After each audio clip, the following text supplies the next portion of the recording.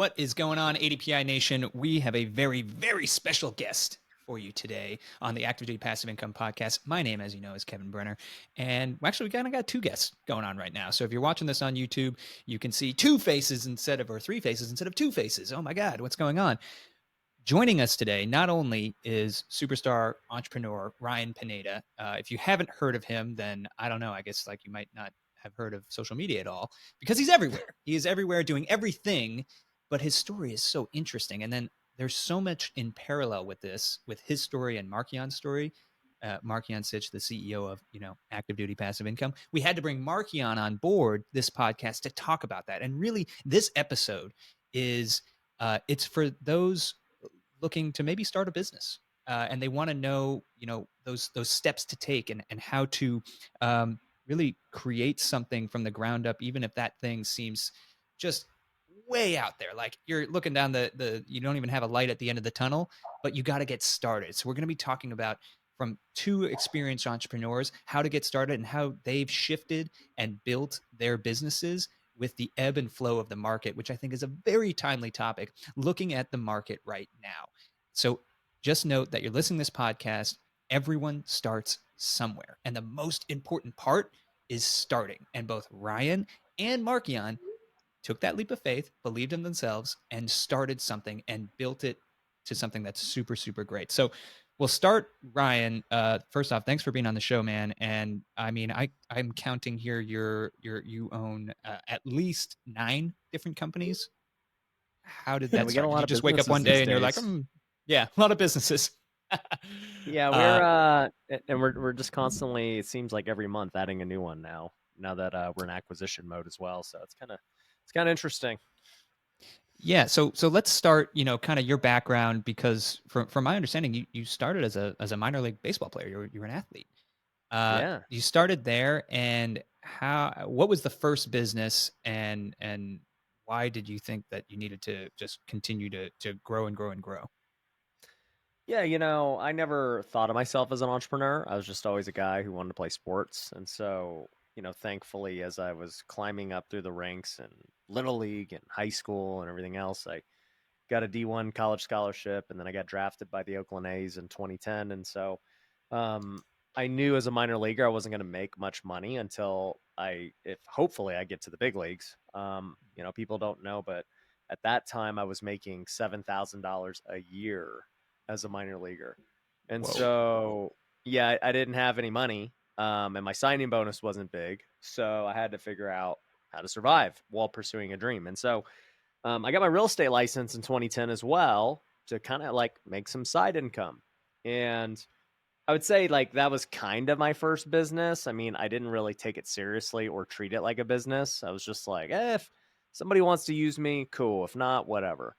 And, I did that for a couple of years and I hated being a realtor. I probably made like 15 to 20 grand a year as a realtor. So three times your baseball salary.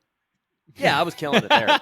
Which people did think that was a lot of money for my base. They're like, bro, you made $3,000 on a check. That's amazing. I was like, yeah, it's pretty good. And so you got all the swagger walking in the locker room. You're like, let's go. I'm like, I made money just now. Like, it's pretty crazy. But no, I hated it, and I eventually quit it. And so, after a couple of years, I ended up getting married, and my wife and I furnished our little apartment together because we're still broke. And I bought all the furniture on Craigslist, and I spent about $1,000 on that furniture. And I just remember sitting there. I mean, I was 24 years old at that time. She had just turned 21. And I was like, I got such good deals on this furniture. I bet you I could like resell it for $3,000. And it kind of was a light bulb moment for me just looking at it. And I was like, well, why do I got to sell my furniture? Why don't I just do that and buy more furniture and sell it? And nobody was doing it. There was no like YouTube talking about this stuff. There was no reels or TikToks. I was just like, I think this actually might work. And I just tested. I was like, you know what? I'm going to go buy a couch and see what happens. So I went on Craigslist, found another good deal, bought this couch for like $50, and I brought it in the house. And my wife is like, why do you have a another couch. Like there's no more room and we have a couch. I was like, trust me, I'm gonna like, I think I can You flip become a this and make hoarder. money. Yeah. I just addicted to buying couches. And The couch I guy. ended up, I didn't tell you that in our vows when that yeah, wasn't in there. but this is, now that we live together, this is something you need to know about me. Like I have to have Yeah, 12 couches in the house. Yeah. yeah. So That's normal. we ended up buying it, and a couple of days later, I sold it, and made $200. And I was like, wow, like the light bulb went Okay. off, and I was like, what if I just bought one a day? I mean, that's $6,000 a month. And so that's what I did. After like literally selling the first couch, I was bought in. I was like, you know what? I'm buying a truck. I'm spending $1,500, and I bought a truck on Craigslist. I, you know, rented a storage unit for like $150, and I was like, I'm buying as many couches as this storage unit lets me fit. And that was my first real business. Was couch flipping, and that business went from, I was making $1,000 that first month to 2,000 the next month to 4,000 the month after. Then eventually I got it to $8,000 a month, and I had like multiple storage units. I ended up trading up trucks. I sold my crappy truck. I sold the car I had and just bought, a 2004 Toyota Tundra that became like my everything car / truck and work vehicle. And yeah, man, that was my first successful, dive into entrepreneurship. So it's interesting, and Mark, and I want your perspective on this, because you took the leap of faith. Like you said, your situation, it kind of sucked, and Mm-hmm. there's so many parallels for folks in the military. I mean, you're talking $7,000 a year. So for all the E2s and E3s listening to this, you're getting paid way more than that. Not much more, but you're getting paid more than $7,000 a year, hands down. So you're out there. The struggle is real, and you said, "How can I change my situation? What it like?" And I think there's something to be said, and I said this before in other podcasts, Ryan, betting on yourself. And Markian, I want to get into your headspace now, because for you to launch active duty passive income, what leap of faith was there a similar kind of parallel or leap of faith that you had to look in, what was your couch moment when you're looking, or you're looking at this furniture and saying, man, I I think actually I can had a make couch something here. moment, Ryan. I was sitting on the couch too. I was a big, I was a big fan of Pat Flynn, still am, and his website is Smart Passive Income. And I still know the exact episodes I listened to learn, hey, I should build an email list. This is a thing, and I was sitting there, and one of my mentors was like, hey man, like, why do you want to teach people like all this online side hustle stuff? You don't do that every day. What you do is real estate with your parents. It sounds like. Why don't you teach people that? And I was like, well, nobody's in the military cares about real estate. Everybody in the military, just so you know, Ryan, is more like, well, not everybody. It's just, it seems like that when you step in. You get indoctrinated into this mindset like, hey, our version of the 401k called a TSP, that's all you do. If you're lucky, you wait till 20 years and you get some kind of pension. That's it. And then you're going to have to get another job because that pension's only half of what your paycheck was. And that's it. And so I was trying to marry real estate investing, which I had the aha moment from Robert Kiyosaki, like many of us do, and starting a side hustle. And I was sitting on the couch, and I was like, "Well, I'm active duty. I want to make passive income." I was like, active duty passive income. But what if I just blog, and what if I'm just a crash test dummy and I teach people what I'm doing? I suck at this still. Like my first few deals were not that great. Like the first apartment me and my parents bought, like uh, didn't really cash flow for the first year, because I was dragged through the mud on a bunch of deals, and finally I just wanted to close on one, which obviously I was a little bit overzealous and overpaid, and so I had to pay for that. But now it's worth at least $1 million over what we paid for it. You know what I mean? So I think what stood out to me was, and this is what I think a lot of people don't recognize. And Ryan, I'm curious how you think about this. You got it to $8,000.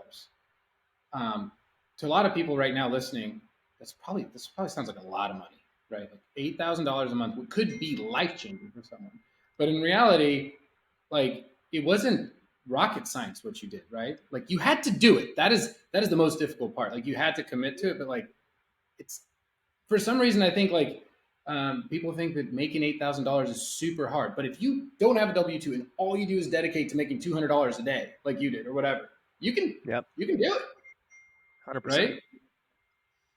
So 100%. that to There's me was lots the of ways to biggest. make $200 a day. And I think that's what's helpful too, is when you're starting a business, it's easy to be like, oh, I want to make $1 million or I want to make $100,000, whatever like that number is.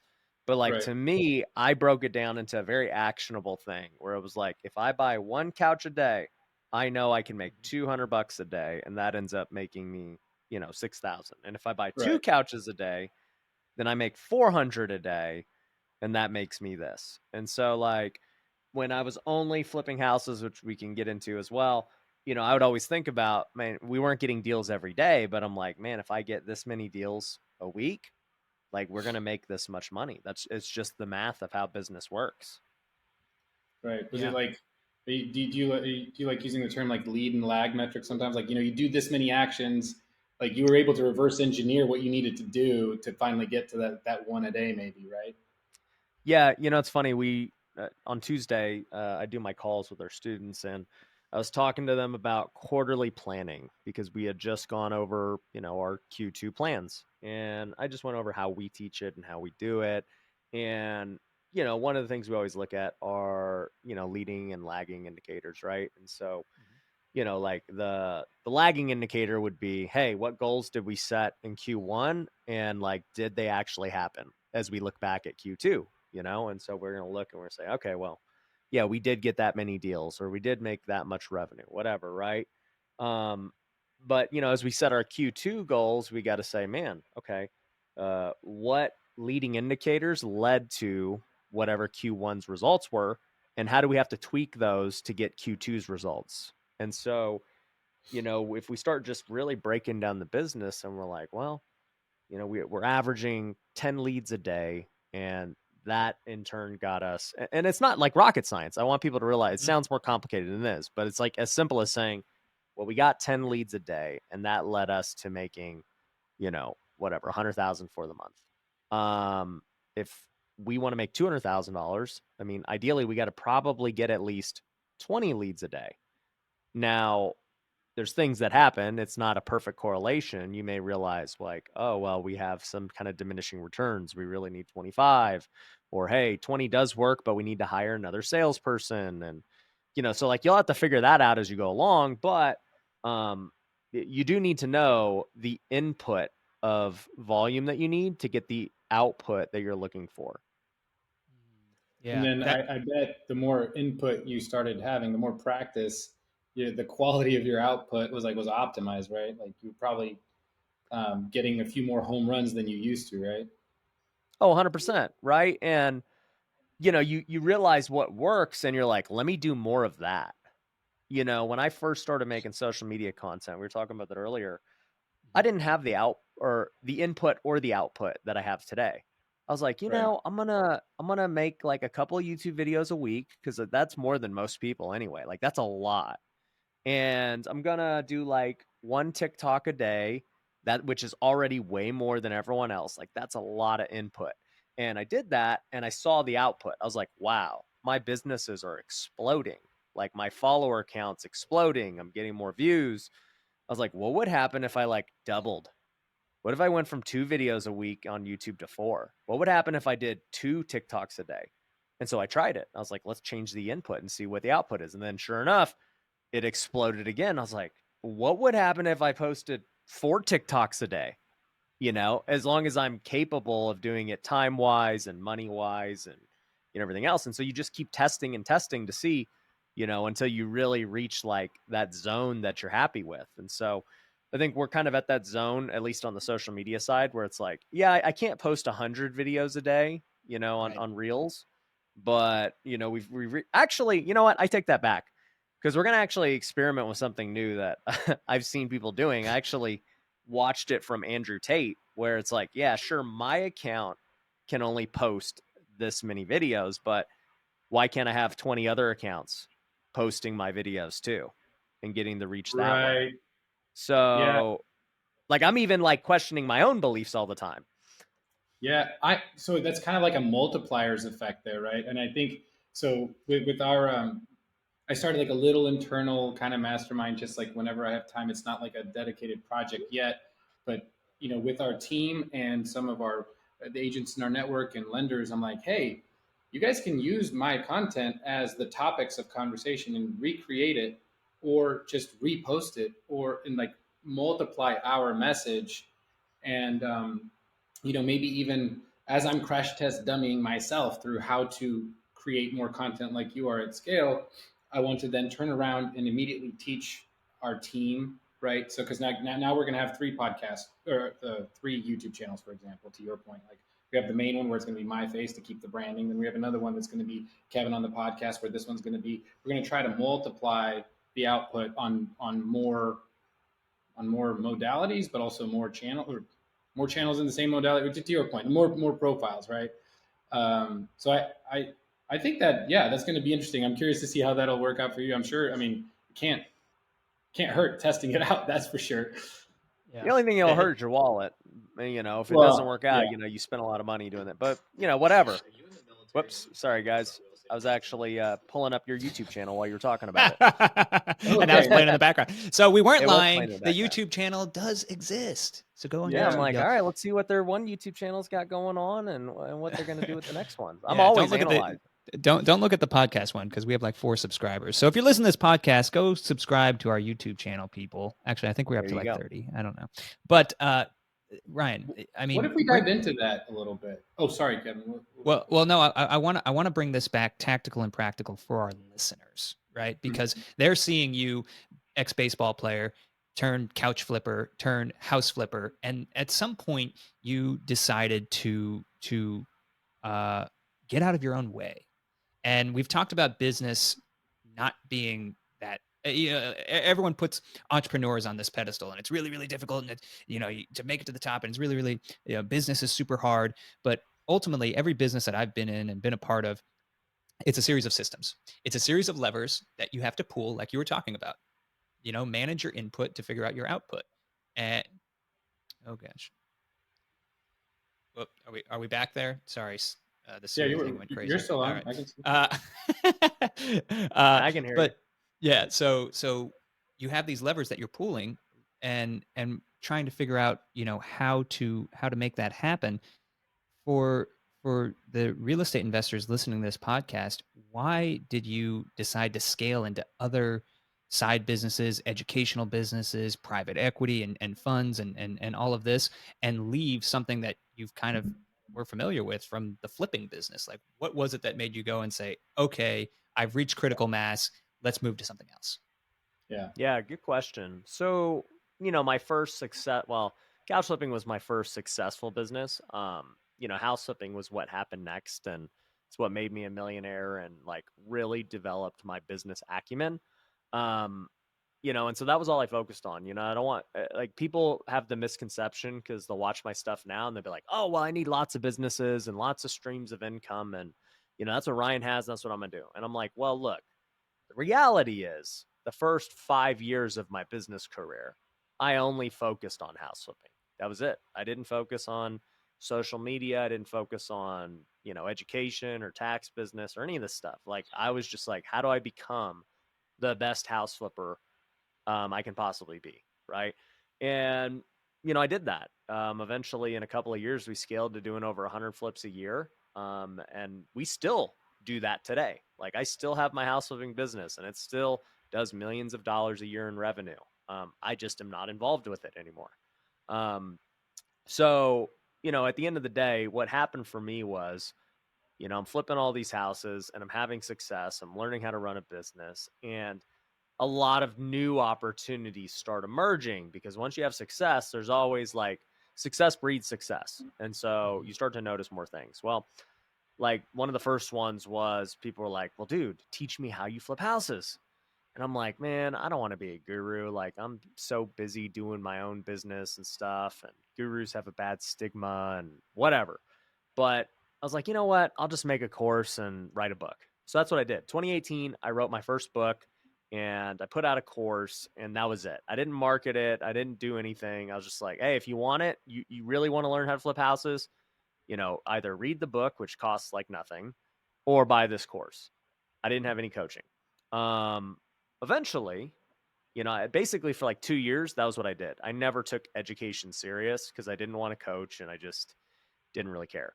In 2020, I ended up starting, and so this is like 5 years into my house flipping career. I already done a ton of stuff. The demand for it was growing a lot. People were just like, dude, coach us, coach us. Then also people were like, hey, who does your taxes? Like, we need help with accounting and bookkeeping and all this stuff. We don't know where to go. I was like, all right, well, here's what I'm going to do. I already got this like side hustle education business. It was making me like 30 to 50 grand a year as like a side hustle. I'm like, I'm going to start coaching now and make it a real business.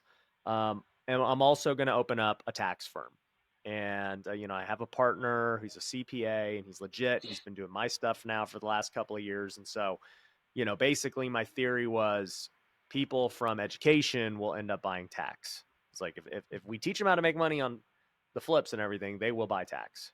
And so that's basically what happened. In 2020, the education business went from, like 50K in 2019 to 700K in 2020 because I actually took it serious. And also too, I got on social media that year. And so, I knew it was going to amplify. But, from that, a lot of our students started using our tax company. And so the tax company grew a little bit. I didn't really make money from the tax company in 2020, but, it was all right. As we go into 2021, social media is starting to really like take off. And, I'm starting to understand the education business even more. So we open up like new products and services and, it ends up scaling to like, I think almost 4 million bucks that year. And then the tax company, basically almost hit $1 million in year 2. And then, as we went into last year, the education company almost did like 10 million and the tax company did multiple millions. And, both are, 8-figure companies. That tax company will be 8 figures. And, it's just like, I didn't want to start a tax firm or an education company. It was just the demand for it was so strong that it was like, I kind of have to, because if everybody's asking you for this thing, and you have it and you can provide it, like, why not? And so that's kind of that's how it first started. And then every business thereafter has kind of been a variation of that, where it's like, man, I keep hearing this demand in the marketplace. Obviously, nobody's solving it. People are asking me about it. I might as well do it. Like our most recent one company we just launched called Pineda Media. And that's where we do content for entrepreneurs. Like, we do it all for them. We film with them. We edit for them. We post for them. We help them come up with ideas. We do all of it. And the reason was, everybody's like, dude, how do you create content? Like, I'm ready. Like, I see social media is where it's at. They're like, I don't know where to find an editor. I don't know where to get ideas. I don't know if I'm doing it right. And I'm like, all right, you know what? We'll just create this business because we do know how to do it. Right. Yeah, and it's interesting to me, and it very not dissimilar to what ADPI and Mark, I'll get to you to get your input on this. How we scaled, and so it sounds like in your efforts of growing your flipping business, people started asking questions. And Ryan, before we get to Mark again, did you purposefully build a community around your flipping business, or were like at some point you're just like, hey, let me write this book to offer people as a lead magnet or something, and to get into my sphere, and then they started asking questions? What was the order of that? Yeah, so I mean, really, the only reason I started education because I was honestly tired of people asking me for it. Yeah. So I was like, you know what? I'm just gonna write a book. Like, that Yeah. way it's just I don't have to, because I would take people would be like, let me take you to coffee, and I'm like, all right. And then I would Pick your literally brain. walk them. Yeah, let Yeah, me and I pick your would brain. walk them through the business, and I'd be like, all right, so here's the first thing, here's the second. Okay. And I did that like 3 times, and I was like, dude, I'm done with this. So I was like, I'm just gonna write a book. So anytime anyone asks me, it's not like I'm going to be mean and say, no, I'm not going to teach you. It's more like, hey, here's the book. It's actually better than what I could teach you in an hour because it's everything. So go read it if you really want to learn. Right. So that really was the motivation. I was just trying to solve a problem that I was having. I was tired of people Yes. asking me how to do it. so many times. And And it's that funny is the because, crux. Oh, go on. yeah, Sorry. well, and it's funny because most of my businesses are my own problems that I was solving. Mhm. Tax was a problem I had. I was like waiting, or I tried so many CPAs over the years, and I'm like, freaking, hey, like I gotta find one. Why is it so hard to find one?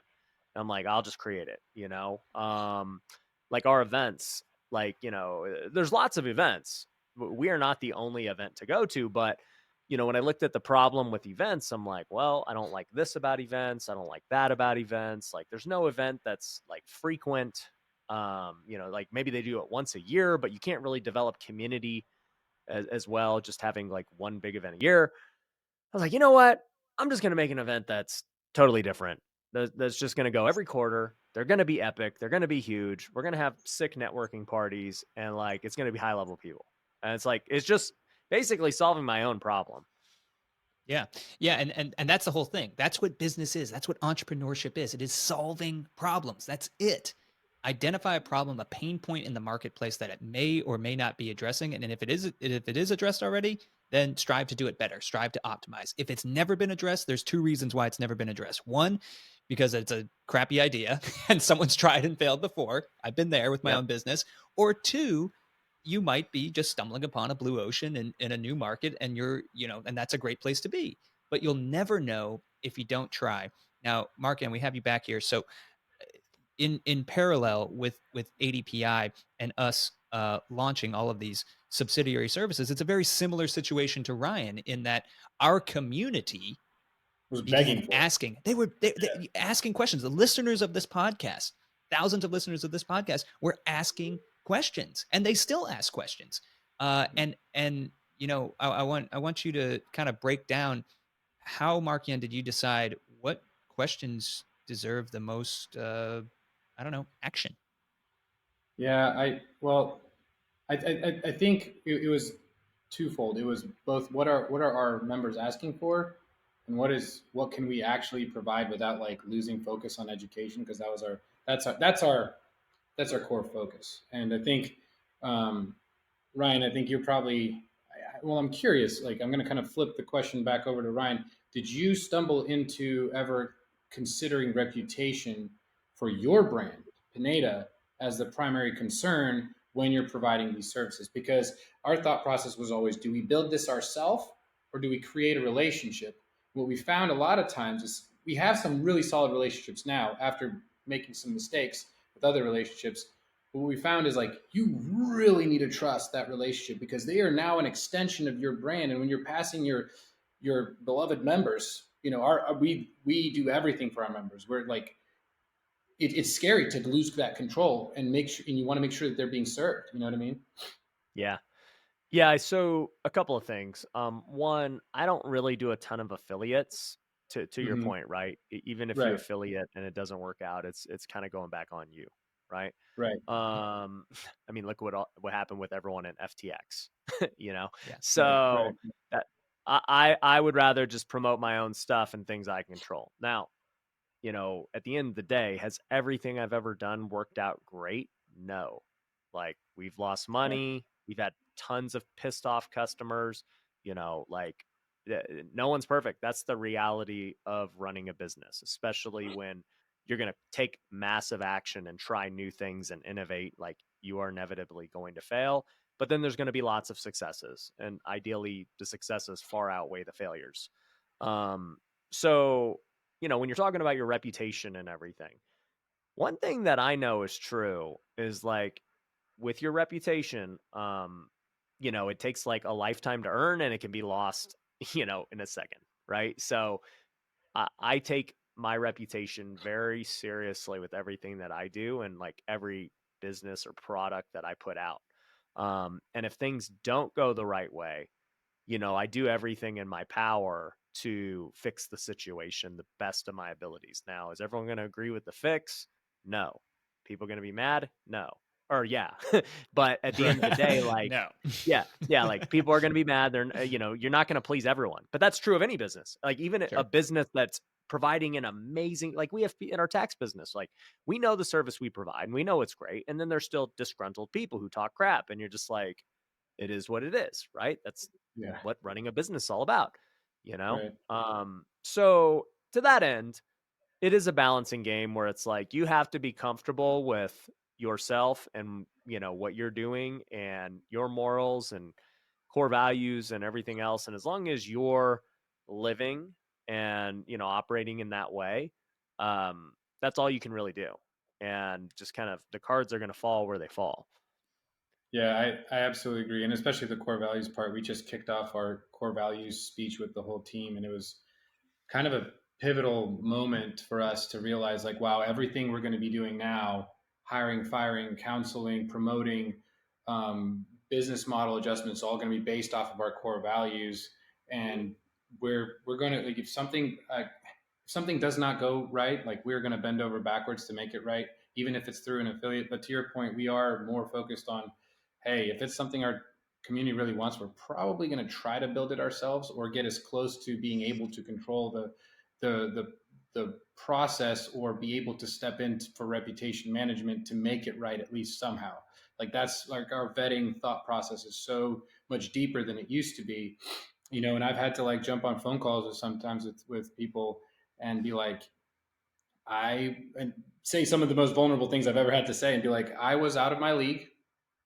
I apologize, which I think, to a lot of those that might have imposter syndrome, like, it's a part of the game. Like, every single new, ceiling you bust through, you're going to be out of your league. You have to learn somewhere, right? You're going to feel like you're not at that level yet, but how will you get to that level without stepping into it and learning? And I was like, I apologize. This is all the things we can do, to bend over backwards and make it right. And if you're still not happy, we truly want to serve you going forward. But if you don't want to, that's fine. And um, that's just part of what it is, right? And so yeah, I hear you on that. Yeah. Yeah. And That, that that, look, that, that's part of oh, running a sorry. business. Yeah, I mean that's Yeah, just part of Yeah, running a that's business. exactly right. So don't worry about that, and don't like think that man, dude, I don't want people not to like me. Like that was part of the thing when I got on social media. Was like, bro, not everyone's going to like you, and that's good. Actually, if Wait, they people don't? don't They like don't? you, that's good. That that's means good. you're My like wife loves it. yeah. Yeah, she'll be like, "Oh my gosh, I pissed some people off. Now they're talking. That's more engagement on my content. Yay!" Exactly. Yeah, So gosh, yeah, that's crazy. that's really cool. So if like, I'm gonna also ask, like, okay, so ADPI, I feel like we are a few maybe years behind you, right? Maybe I think you started maybe even 7 years ahead of us. And I'm like looking at this, I'm like, okay, we want to get to the point where right now we're implementing integrators and accountability chart, and really turning from a startup to a growing company. And it's like, so that we can have this opportunity where we are more forward facing, and creating more content, so that I can create more than a video every other week. Right now, we're building out our entire content team, having a YouTube producer, social media manager, and all this kind of stuff. So my question to you is like, what are some of the things you've learned along the way, maybe that we are still like going through right now? And I'll just add one more thing. Like, what I realize is, like, if I do want to be able to do this at scale, like, for example, I need to focus on building out the team to be able to support me first. Would you agree with that? Yeah, I mean there's a lot that goes into starting even just one company, let alone multiple verticals like you guys have. Right. So, the first thing that I'll acknowledge that you've done great is that you've already built an audience without like all these just different products to fulfill them, right? Like you started with the audience first and then you thought about the products later and the businesses and all that stuff. Whereas like it's hard to get an audience. It's hard to get seen on social media. It's actually easier just to go start a normal business and go that route, right? So kudos to you guys for doing like the smart thing first. Now, as far as like what verticals you're going to add and how do you build this out? Well, I'll tell you, for me, what I always teach is you hire from the top down. Most people, when they're trying to build a business, they're like, all right, well, I need a sales guy, I need a project manager, I need an admin. And so they're going to go hire 5 people. Um, and then they're going to manage those 5 people themselves. And for me, I was always like, well, dude, I just need one person. Let me get one guy who I can depend on and let him do the rest, right? Or woman, right? And so they're in charge for hiring the sales team. They're in charge for managing them and operating the day to day, because no business will succeed if I have to do it. I got too many other things going on. So I won't start anything unless I have that person in place. So, I think hiring top down is very important. And even like when you're first starting out, you hiring a very high level person as your first hire is very important, right? Like you don't want to go hire some cheap guy off the street just because like you need a task done. Like I want somebody who's hungry and dependable and can fill lots of different roles in the company, since we're all going to be sitting in multiple seats starting out. And so you kind of get like what we would call a generalist first, who's handling lots of things, and then as you scale, you start to get specialists who are just very good at one thing. This guy's so good at marketing. That's all he does. This guy's so good at sales. That's all he does. That's But as exactly where entrepreneur, we are. Yeah, yeah, sorry. yeah. And Yeah, as entrepreneurs, like we start out doing all those things. Like I'm very good at sales. I'm very good at marketing. I don't do them day to day anymore. I let guys who are actually as good or better than me handle those now. Doesn't mean I can't do it, but I just don't have to. It's not the best use of my time anymore. And so now the best use of my time is, being innovative, thinking of ways to, improve the companies or launch new ones, creating content and bringing attention to what we're doing, building new relationships with higher level people that we could potentially partner with. Like those are the best uses of my time. right. You're the visionary, and I like when you're talking about generalists. It's funny. Like I remember Kevin. There was a hurricane that blew through New Orleans when I lived there, and Kevin flew in and he was doing the podcast and helping coach one of our programs. But then he stepped in and was like, okay, I was like, hey man, like, can you learn how to do marketing and webinars as well? And then he's helping other people learn this. So he was a lot of our team members stepped in with that entrepreneurial mindset. And so the way I kind of tried to get everybody together and gravitate towards it, be like, let's all learn let's be generalists together and then hire specialists as we scale. And so, like, for example, now we just hired a really high dollar SEO person because none of us are that good at SEO, right? Yeah. But I got us to a certain point to where we got certain organic traffic, and that was great. I built our first website, but now I'm like, I can't do that anymore.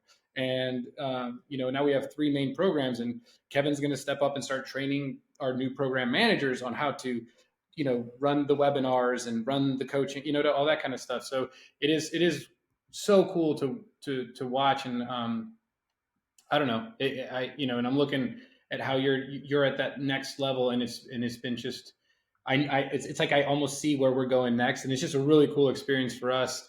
And then you're talking about events, like, dude, we had our first in-person event last year, and it Mm-hmm. knocked our socks off. Like we got like goosebumps, like We literally thought like no one was going to show up. Like the doors were going to open and it was going to be like, those like videos like the Grant Cardone events. It's like thousands of people outside, the music's pumping and all this stuff, and the doors open, and everyone rushes in. Like we had the same thing. The doors open. We're like, we were thinking we were going to have like that John Travolta meme where he's just like, but to our surprise, so many people came, and like we literally had people crying in the audience, and it was incredible. I had a Like, 16-year-old come up who was filling out their like the goal sheet that we made, that he filled out side by side with his dad, came up in tears and was like, hey man, I had to run to the restroom because I was crying. Like, I'm so motivated to move forward. I can't wait to. And it was just like, because the military mindset a lot of times, and this is what crushed me, is sometimes like there's an agenda that the military has, right? You need to be the best warfighter and you need to win wars, right?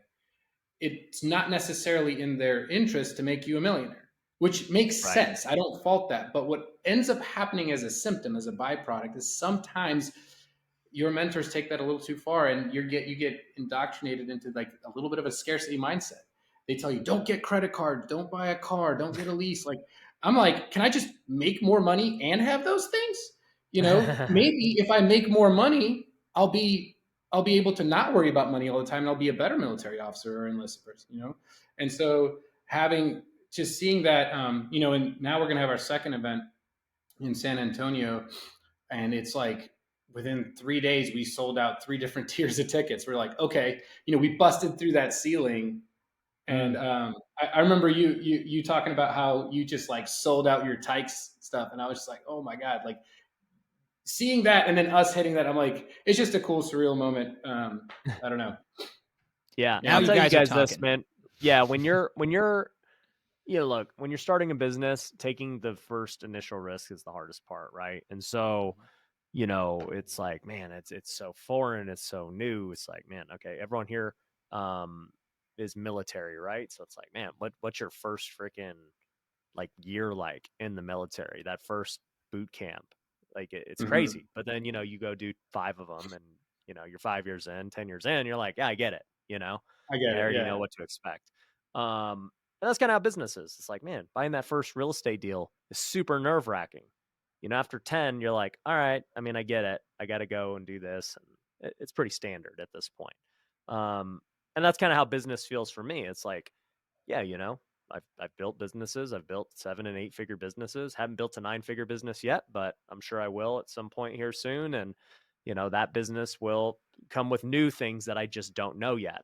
And once I get there, I'll have done it, and then it'll make it easier to do it again at some point. Didn't somebody challenge you to Um, be to start $1 billion business? Am I remembering that correctly? Yeah, I mean, multiple people have. Grant Cardone was one of the. Bradley first said it, and then Cardone said it, and you know, here's the thing, guys. I, like I was saying before, I never wanted to be an entrepreneur. I never really cared to, have a certain amount of rental properties or to have a Mm-hmm. certain amount of wealth or anything. Truthfully, like I was good playing minor league baseball, making 30 grand a year. Like it wasn't where I wanted to be, but like I was fine. And I did that for years. And it wasn't until I got married that I was like, man, I got to actually make some more money now. It's not about me. And that's kind of what motivated me to start couch flipping and like making more, because I was content just doing what I was doing before that. But as you start hanging around new people, you start to think differently. And so, over the years, I've entered I've entered new circles each year, right? And so when I was first starting flipping houses, like the circle I entered was like guys who had already flipped like 10. And I'm like, dude, these guys are making a few Whoa. $100,000 a year. This is Right. nuts. And like, dude, I'm like, tell me how you did it. Oh man, this is crazy, right? And then, I reached that level, and then I'm like, okay. Then I find guys who are doing 50 a year, and then I go to my first Mhm. mastermind where there's guys who, have hundreds of rental units. I'm like, wow, this is crazy. Like, how do you start a fund? Like, how are you managing that many people? And like, so you're just kind of like starstruck, and then you figure it out, right? And then, I remember when I got into the digital space, because that was all foreign to me. Like I'd conquered my real estate goals. And obviously there's still way more real estate goals, right? Like my name's not on buildings yet, right? Like I don't have the Trump towers. So like there's levels to whatever it is you're going after. But I had reached my real estate goals. I was like, I want to flip 100 houses a year, and like that's good with me.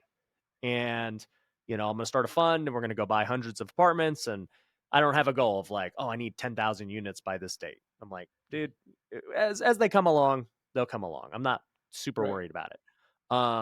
But like when I got into the digital space, I had like new big goals. I was like, okay, I need to get this many views. I need to get this many followers. Like these are the benchmarks I want to hit.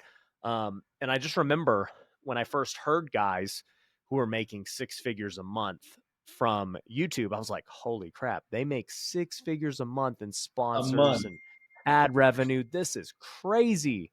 And I was Right. like, man, that's nuts. Like if I could make $1 million a year digitally, that'd be nuts. And then I meet guys who are doing $1 million a month. And I was like, you make $1 million a month selling courses and stuff? I was like, what? That's crazy. Yeah. And like it's mind-blowing at first, and then you hang around them long enough and you see what they do and all this, and you're just like, it's actually not that crazy. Like I understand how you do it now. It's not rocket It's like the science. 4 minute mile, right? What was Yeah. that? Yeah, like as soon as one person broke it, and gosh, I can't remember his name off the top of my head. Like all of a sudden, you get more people doing it. It's just like as soon as Yeah. it's the mental thing, right? It is like your mind just open, and then it becomes like normal. And it's like, you know, I remember when we had our first $1 million month, like it made me reflect. I was like, wow, I remember like when I first even thought it was possible, when I had saw somebody else doing it with my own eyes. And by the way, side note, that is a huge benefit of going to events like yours or mine. The Mhm. information itself is great, but there's something that happens to you internally when you see somebody else, like face to face, who has done what you're trying to do. Like it That they're becomes where you real. want to be. Like that, Yeah, it becomes real. yeah. Like if you see me online, like it's cool. You're like, I know he's doing whatever he's doing, but like you see me in person and I'm telling you how I did and I'm showing you and like I'm answering questions and having back and forth, it now immediately becomes real. So, you know, for me, going back to the whole billionaire thing, I had never aspired to do that. But guess what? Like I've started to hang around quite a few billionaires and I'm seeing like, oh, how did you become a billionaire? How'd you do it? You know, like, okay. And then like I look at the trajectory and I start seeing where I'm missing and where they're at. And I'm like, okay, the gap, you know, it's big right now, but it's not like just this foreign thing that I have no idea how to get there.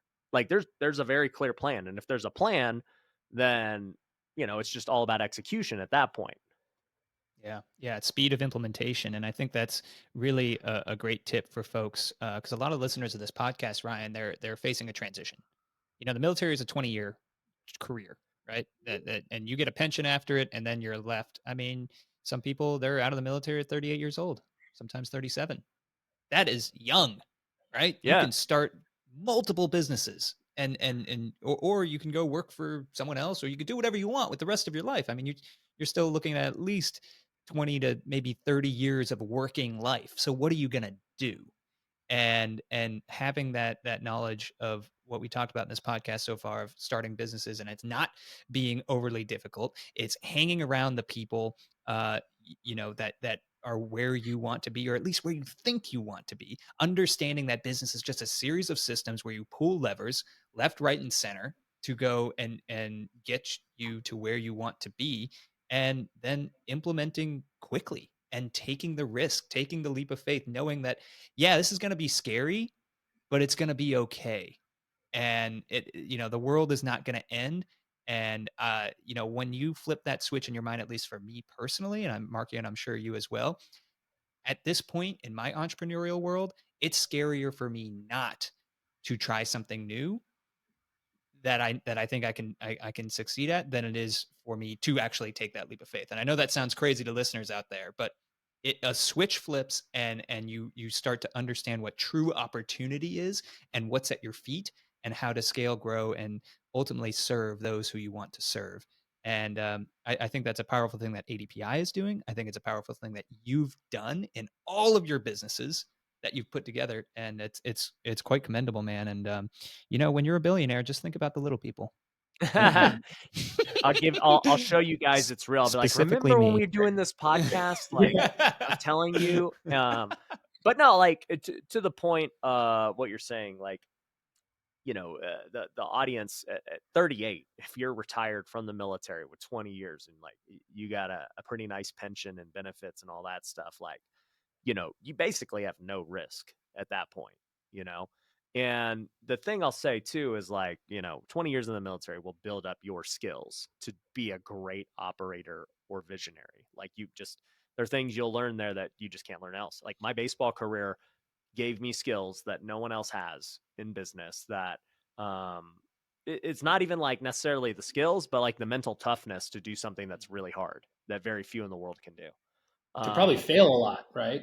To learn Oh to yeah, fail. to fail all the time, to go through crap, to make no money and pursue a dream. Like very few people do. Like people complain about, you know, think about it. Like that, if you have a job that doesn't make enough money, what are you doing? You're like thinking about, oh well, what's the next job I can get that's better Yeah, than the, this? the grass is always greener. The whole Yeah, thing. like Yeah. for me, I was like, there's no other path. This is I'm gonna have to eat crap for the next however many years to reach my goal, and that is what it is. And I did that for 8 seasons, you know, as I was like, you do that for 8 seasons of making no money, putting your body through wear and tear, being away from your family, like you develop mental toughness that allows you to fail and not worry about it. You got that And I'll also relentless say, grit. Yeah. yeah, and I'll also say, like, going back to being around bigger thinkers, it's like I remember when I got drafted and like I was around the big leaguers and I got to see how good they were. I'm like, whoa, there's a gap between like where they are today and how far I've got to go to get to where they're at. And like it didn't intimidate me. It just made me like, okay, like this is what I got to do. And it made it real of like these guys, I've seen them on TV for forever. I grew up watching these guys and he's right in front of me talking to me Right. now. Like this is crazy. And in the military, it's like I don't know if this is true or not, just going off the assumption, but like, the SEALs are like so regarded as like being the elite of the Right. elite. And it's like, dude, if you only hung around the SEALs all day, you would be elite too, or you wouldn't be around. Right. Right. So So basically, you're saying like it's like it's humbling, but it makes it more tangible. You see the gap, and you're like, hey, if I really want that, like this is what I need to do now, right? this is And what the and best looks and like. This is what world yeah, class looks like. Yeah. yeah, Y- yeah. So I mean, yeah, it makes it that's more real. Yeah. well, yeah, it's more real, it's more tangible, but like you said, Ryan, earlier, the veil of, I don't know, social media, like the that gap that exists between, you know, people, your favorite so and so on social media who's doing all this stuff and has the TikToks and the reels and all that stuff. When you see that person in real life and you're surrounding themselves, that veil dissipates, and then you can say like, oh, okay, just like you said, here's the gap, and that's okay that there's a gap. And then it's acquiring the knowledge on how to, not only how to close that gap, but who do I need in my network to close that gap faster. And then it's just a series of decisions, make the plan, and execute. And we're making it sound very, very easy right now, but we all know that your network is your net worth. I mean, that's standard, right? So if you want to grow your net worth and you're hanging around people who are making, not a lot of money and they're goofing off, then you're setting yourself up for failure. So taking that social risk is something that a lot of people don't talk about in the entrepreneurial world. It's not just financial risk. It's taking that social risk to put yourself out there and to go and chase and find success. Dude, Ryan, we've been talking for a minute now, man. And I love this. I love, picking your brain and taking you out for coffee. There we go, baby. But Markian, I want to give you a chance, maybe a last word to talk with, maybe get one more question in for Ryan here. Yeah, honestly, I don't have any more questions other than just it's been a pleasure, Ryan. I think we're good. We're all just. I was on this podcast because I was so excited. Like typically, this is Kevin doing these, and when when Eric, who's our VP of Business Development, got in touch with your team and you got on the on this podcast, Eric was like, dude, you have to be on there. Like this is the guy you watch and look up to kind of drive our social media forward this year. And so for me, this is just a big, even though I'm not there in person, this is kind of a tangible bridging the gap type of mental step for me. Like I wanted to make sure I'm on here. I wanted to hear it from the horse's mouth. I wanted to have a conversation about how you built your business and how we're building ours, because I think one of the things I've been so scared of is like early on is like admitting that we're a business. We make money, especially in the veteran space. Veterans sometimes like, oh wait, you're a veteran making money off of veterans. That's kind of slimy. It's like, no, like the reason we are making money is because we're providing 10x the value, right? We are Mm-hmm. actually changing people's lives. And I Yep. know you've seen that in your business, and it's just been such a great opportunity to connect and hear how your mindset is on the next goal and what you're going to be doing. So thank you. I appreciate your time. Yeah. No, I appreciate you guys having me. I love what you're doing, man. I love anybody that's putting out great content and helping people. And I would just encourage you guys to keep it going, keep leveling up the content, keep putting out more. To your point, like there's always going to be people who don't resonate with it, and that's okay. Even the same people you're trying to really help, and that's fine. So Right. just stay with it. Yeah. That's something that we always say at an ADPI that right now is the hockey stick moment. And we just had, for our listeners who don't understand SEO, but search engine optimization, we had our SEO guy come on and say, and literally look at the organic growth. And we've already hit in 1 month, we've hit our quarterly goal on organic growth. And it's crazy because like you just don't really understand how the back end of that works. And even he said, he was like, wow, like I've never worked for a company that has this much potential. And you hear that, and from our perspective, we're like, oh, cool, like numbers and growth and websites, and that's fun. But the real potential that he's talking about is the potential to help millions, millions of veterans and active duty service members. And that's what we're all about. So, Ryan, you're a huge influence, man. Keep on keeping on. And I'm sure we will have you come back on the show when you're a billionaire. Yes. There we go. Maybe let's, step by step, 100 millionaire first, and then, Okay. All right. we'll Well, worry let's book about that. So next week? Is that next week? Yep, next week. Next week I'll be there, and we'll re-up, and I'll tell you everything I learned in the last week. In the last week, everything you learned in the last week. All right. You've heard it here first. It's a weekly show. We got Ryan Pinna. No, I'm just playing. All right, man. I appreciate it, dude. Appreciate you guys.